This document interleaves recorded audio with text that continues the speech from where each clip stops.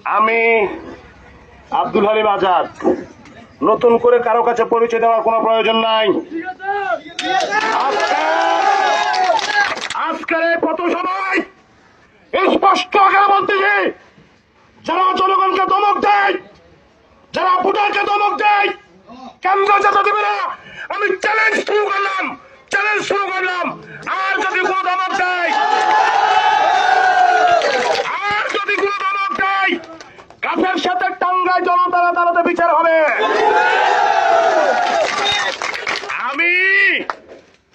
আমাকে ভুলে গেছে, আমি স্মরণ করিয়ে দিলাম, আমি আবার সাবেক আজাদে ফিরে আসলাম।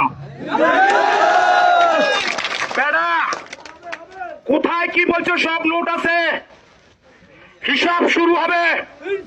আমি চ্যালেঞ্জ করে হিসাব শুরু করলাম, হিসাব হবে,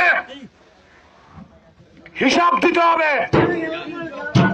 এবং স্পষ্ট আকারে বলতেছি, আপনাদের কোনো ভয় নাই, নিশ্চিন্তে আপনারা কেন্দ্রে যাবেন, আপনার ভোট আপনি দিবেন, যাকে ইচ্ছা তাকে দিবেন।